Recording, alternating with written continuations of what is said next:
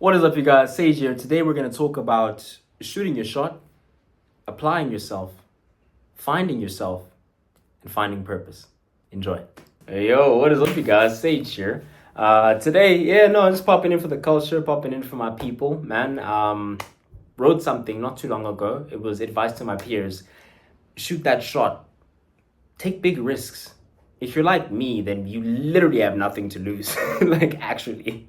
And worst case scenario, you'll be back on zero, which is where you started anyway. And in fact, you gain experience. So you gain experience from actually trying. So genuinely, actually try. Actively apply yourself to trying to do something. And I find that works. Or it's worked in small ways, in minute ways, right? Building up to achieving the big things that we want to achieve. And I don't think it's a waste of time taking the risks. I'll tell you guys a little bit of a story. In the year 2000, yo, because we're gonna get old one day, guys. Ish. We're getting old now, bro. In the year 2024, let's start this 2022 actually.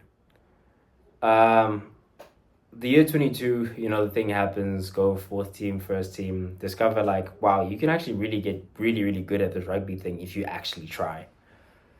And so I did. But I knew that I didn't have the physique necessary to get me to where I want to go with my play style. So I take a year off. And for that whole year, I studied online, but I also got jobs, multiple jobs, so that I could sustain my training. And I ate, and I pushed, and I worked around the clock. When I say around the clock, I mean I'm getting up in the morning, and I have to go work an 8 to 10 hour shift. After that 8 to 10 hour shift, I have to hit the gym. After hitting the gym, I'm going to come back, I'm going to sleep. More than likely, I'm not going to come back and sleep. More than likely, I'm going to come back, probably cook at home. If I'm not cooking at home, there's still yard work to do. There's always something, right? So there was a period of time where around the clock, when I say around the clock, I really genuinely mean I was working around the entire clock to try and get closer to my goals. And my goal at the time is I was going to be a professional rugby player, straight up. So I go from 70 odd kgs to over 100 kgs. I wouldn't be, because I didn't have access to a scale at that time, right?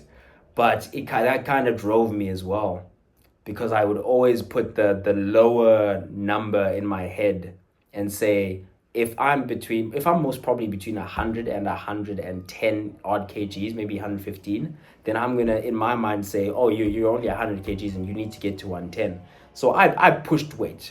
Long story short, I actually pop in a picture here. Yeah, I'll pop in one picture of me doing a side chest. I won't give too much context on what the leg size was, everything, but know that I was wearing double XL, triple XL. I was huge. So after that, we go on a bit of a family holiday at the end of that year, outside of my control. And I go, we have a bit of chilling. I really don't engage in much of anything because I'm focused, right? Because I knew that I had to come back and I had to make an impact.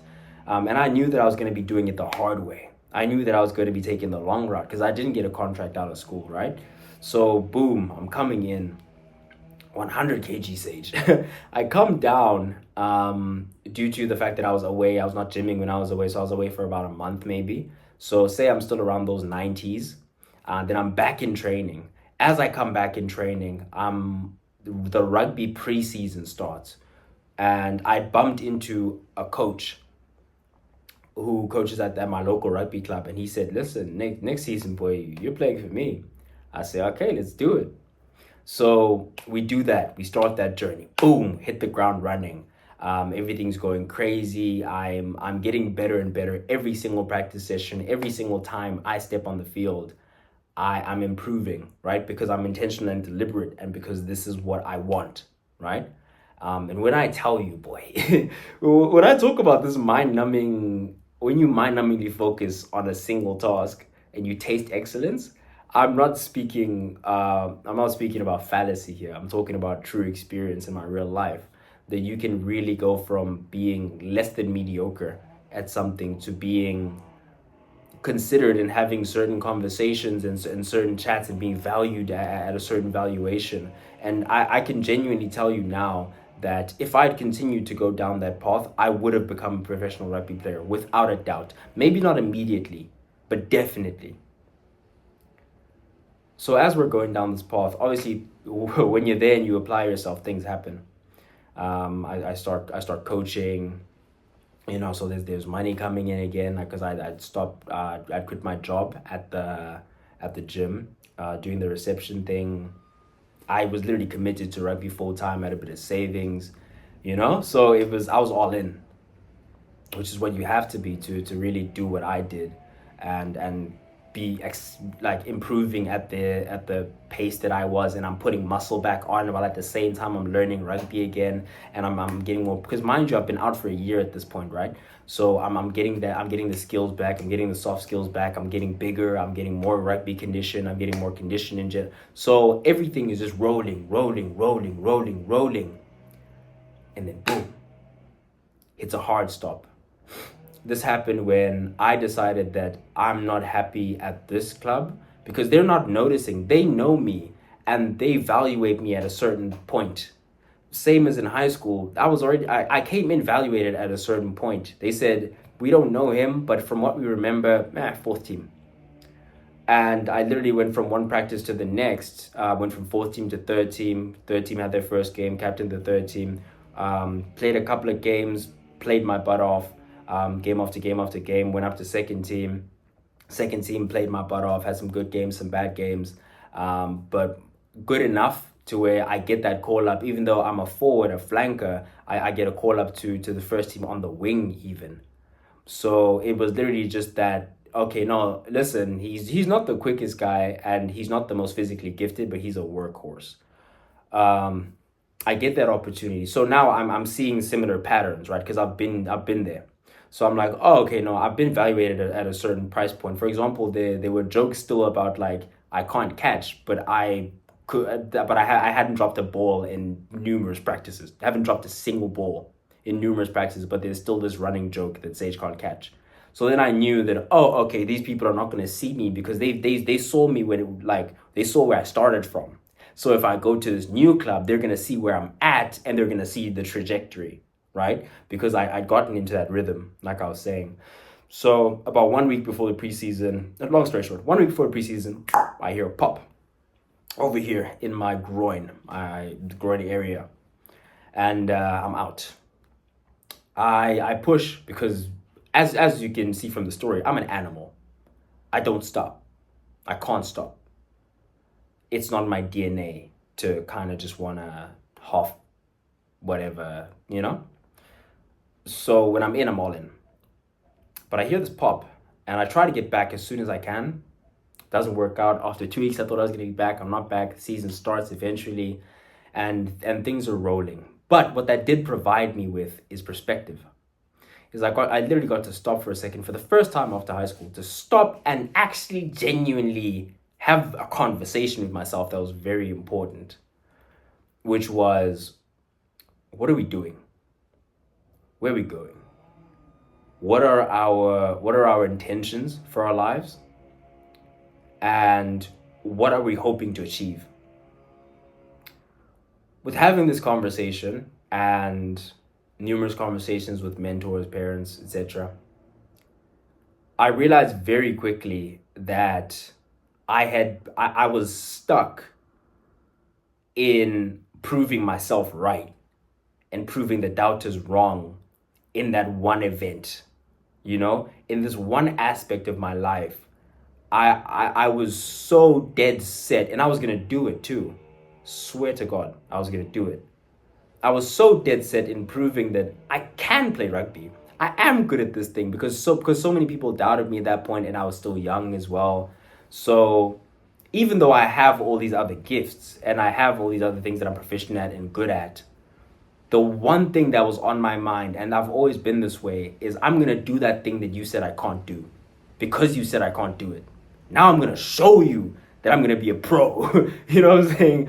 And for me, it wasn't. I promised you I was gonna break into the pro ranks, and obviously the goal was gonna be to reach the highest level to be a Springbok, and chances of that happening are slim, but there are probably slimmer chances of a 70 kg 18-year-old who only played 18 and under 14 to make first team. I think the chances are probably give or take, give or take the same of that person sort of making a Springbok team, or at least that's the that was going to be the dream, the goal, the level of insanity, and the lengths that I was willing to go where they knew no bounds.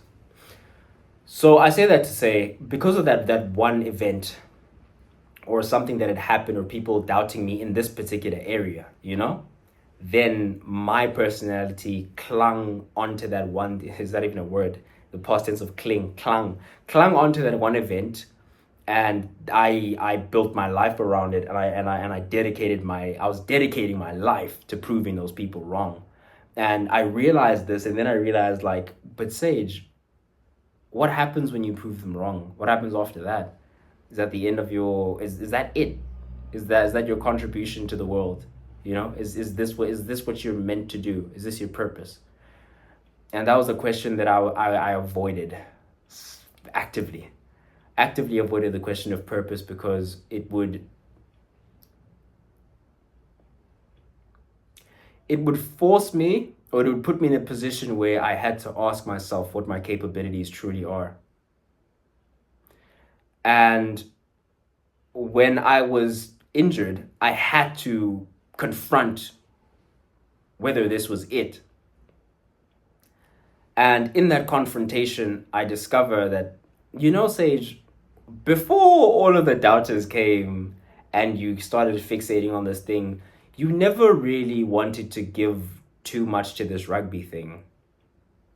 Not because you couldn't, but because every time you step on that field, you're not thinking, I'm willing to die for this. And you've always kind of, because it's just who I am, like whenever I'm in the gym and I step under that bar and there's nearly 200 kgs on there, and I'm doing it for 10 reps, whatever the case, at my strongest, like whatever the case was, whether I'm deadlifting 200 kgs, I'm bench pressing about 100 kgs for tens of reps, whatever I'm doing, there's a risk involved. But as I'm unhinging that, what's going through my mind is, I'd rather die. I'm serious. I'd rather die than be a loser. I'd rather die than not complete this lift. And that's the kind of mentality you have to grow like I grew, as quickly as I grew. You really have to give it your everything, your heart and soul to it. And in that, although my heart is that and my mind is that, before the doubters came and the haters came and I had to prove everyone wrong, there was an internal conversation that went on before every match. Now, this is before I'd hypnotize myself into, this is what I'm going to do. There's an internal conversation before every match, before every match, or during, or just in the beginning of, before I get my blood in there and I make that first hit, and then the adrenaline starts going, and then it takes over. When I'm still myself, the internal conversation was, Sage, you have something to give that a lot of these people don't have to give. And I'm not even saying that in an insulting way to anyone that I've ever played against or with. But I would think to myself that there's more. Again, no offense to the sporting world, to the entertainment world. Some of my favorite people on earth are entertainers, or sportsmen. If you look at your Dwayne The Rock Johnson, your Cheslin Colby, Siya Kolisi, Lucanio Makazole, like all Apelele Fasi, incredible story, like all incredible stories. Shout out my brother Luyolo Doi, he's playing under 19 Bulls. Shout out my brother David Fori, he just won under 19. He was playing against the Bulls in the finals actually. Shout out my brothers. There's absolutely that career path has nothing to do with what like determined what I chose to do for myself. But the question was, is this all you have to contribute to the world, or is this your okay? Nah, there we have it. Is this the most important thing that you could do with your life? Is what I asked myself. If you look at a David Ferrier, a Yolo Doi, if you look at a Lorenzo Julius, a Batubile Slegani, like I do follow these guys. See, I know these names. I follow the game. I love the game. But the question was, or when you look at those situations, those are people that are gifted in that. And they can make, for example, even if I were to be a Springbok, I would be one of those, not mediocre guys, but one of those guys who goes in and is like, yo, that guy's a workhorse. That guy works really hard. He's not talented. He works really hard though. And my question was, is that it? Is that who I'm meant to be? Am I meant to be that guy who's here? He's on the team, but we all know he's not like as good as us technically, but he just works harder than anyone. Or is that something that's already fulfilled? And I realized that there are those people, and there are millions of South Africans who are wanting to play rugby, playing rugby every day, kind of always pushing towards and going towards that dream. And just because it's their dream, does it have to be mine? And the answer was no. So yeah, I had to take real time, stop everything, stop working out, even though I could still technically, even though I was kind of, say I couldn't run, had a little bit of a limp, whatever the case, I could still go work out, I could still do upper body stuff, I could still work out the other leg, whatever.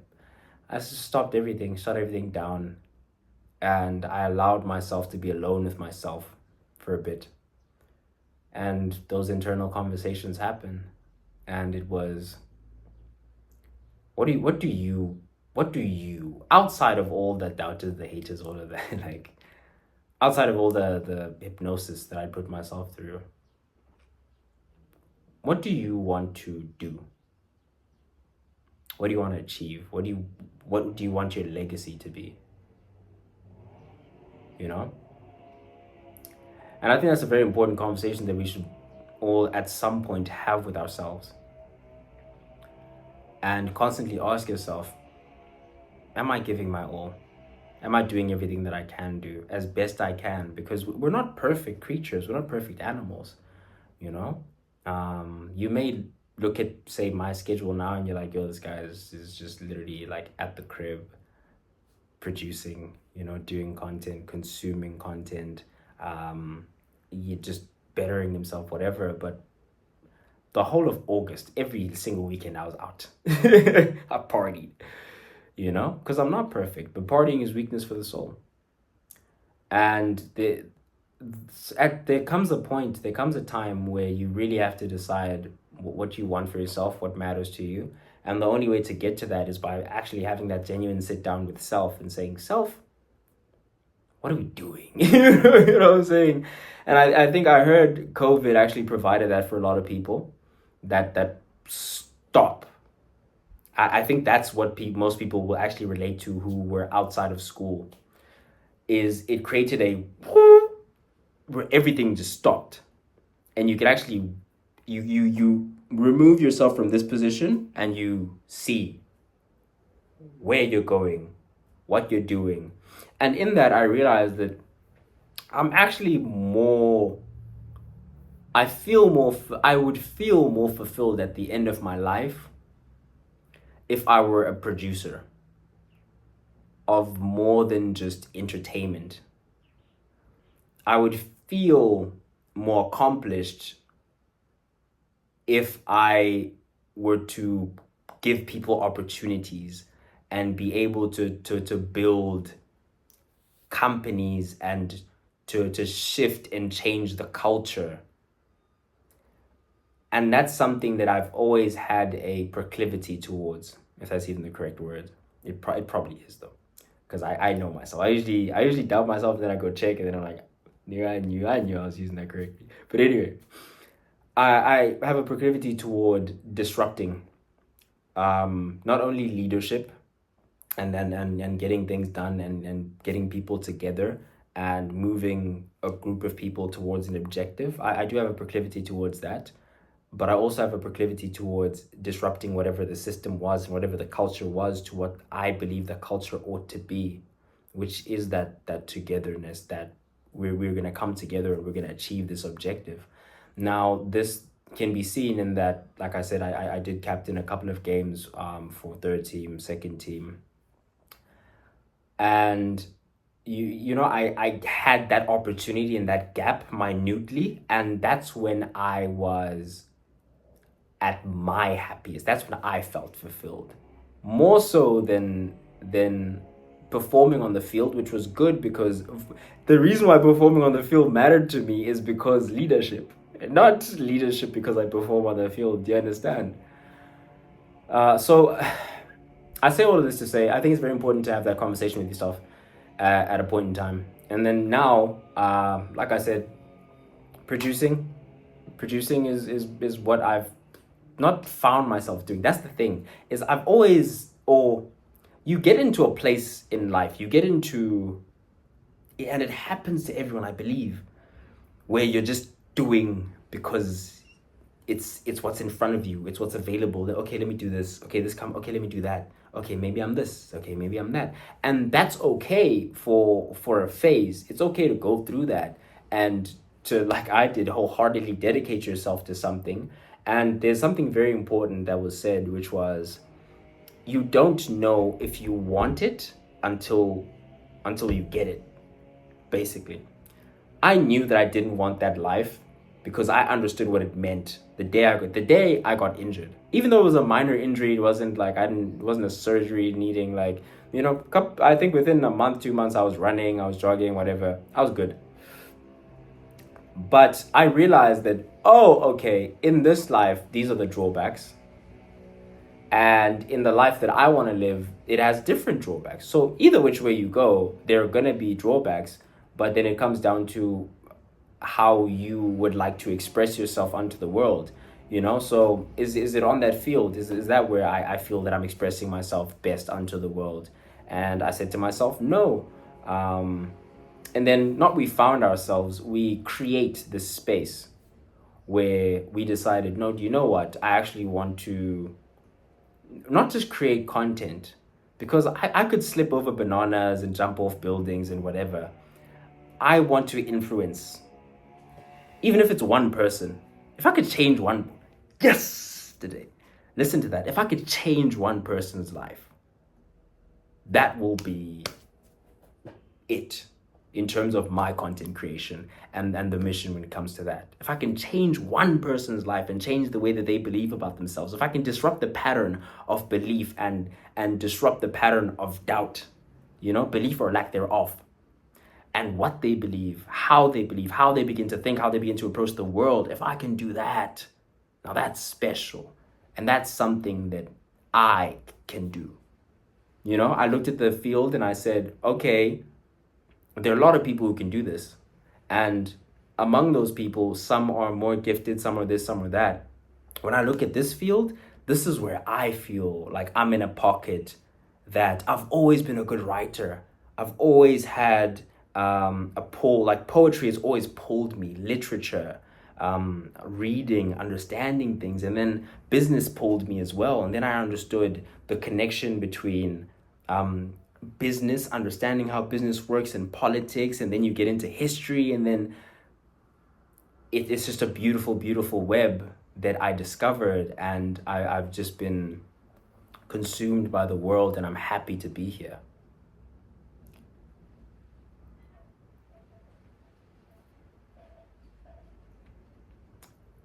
Yeah, I think I would be happy stopping it here.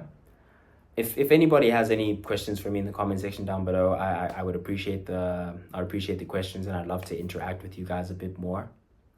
But hopefully, if anyone gets anything out of this, it's stop. Even if it's for a weekend. Even if it's for a week. However long. Just stop. Don't go anywhere. Don't do anything with anyone. Be with yourself and ask yourself, And this is not an activity that happens once in a lifetime. Maybe at the end of this, when we get this YouTube to our first plaque, we get 100,000. In fact, I'm more focused on inputs than I am on outputs, which is another thing completely. But say we do eventually get to 100,000 subscribers, million subscribers, then we stop. Ask ourselves, how have we contributed to society? Have we maybe made the world a bit better? Have we freed a couple of minds, Have we given a couple of people an opportunity or a platform in which they can express themselves? Have we created a community of people who want people to be free of mind and to express themselves? If we have done those things, then I will feel like, okay, we have succeeded. What do we do? So it's the question, which was the question that got me to here and away from that, which was, okay, what have we done? Okay, we did that. That's cool, right? This is rugby me. We did that. Okay, that's cool. What are we doing now? Okay, we're doing this. Okay, we're getting these calls. There are contracts in the works, and we might actually be like a professional. Okay, that's awesome. What's next? And then if that doesn't excite you, if that doesn't really, when I say excite you, I mean, I want the hairs on my arms to stand up. Goosebumps. Just, this is the most incredible thing that I could have done with my life. And for me, that wasn't it. For me, this is it. For me, people are it.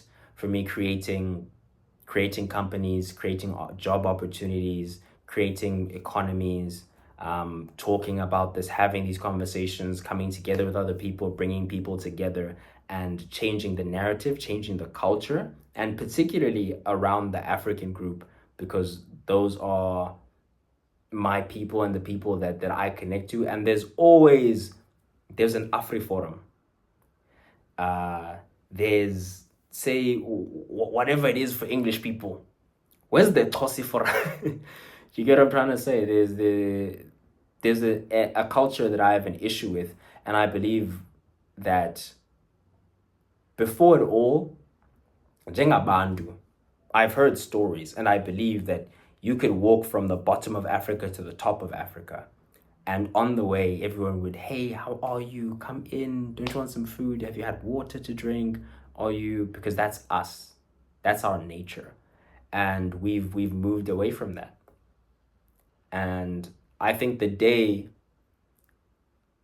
we come together, when I say Africans, I mean, if your heart, your desires, your blood, your sweat, your tears are for this continent, then we can have a conversation, Then you're my brother. Then you're an African like me.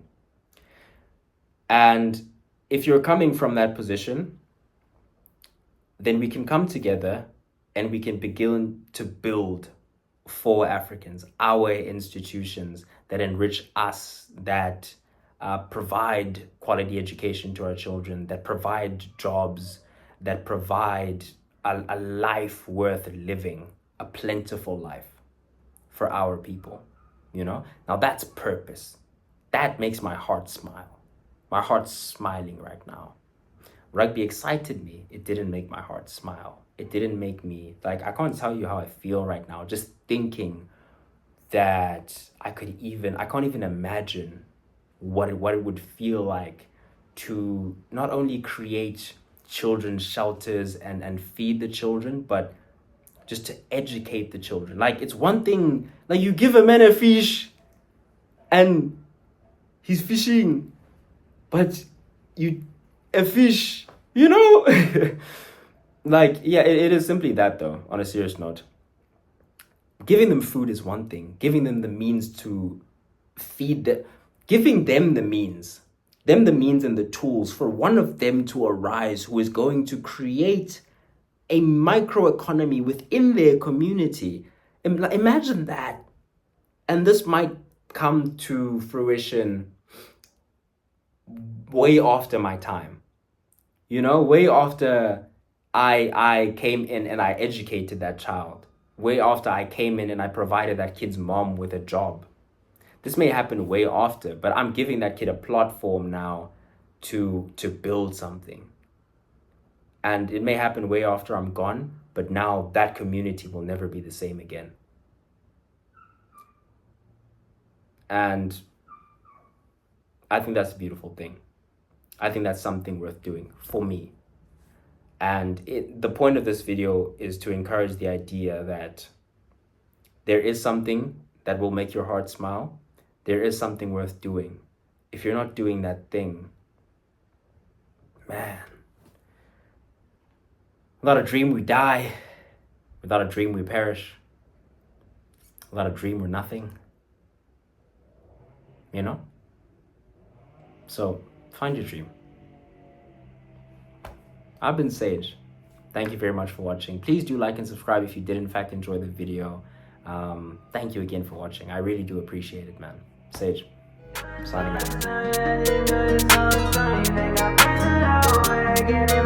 out.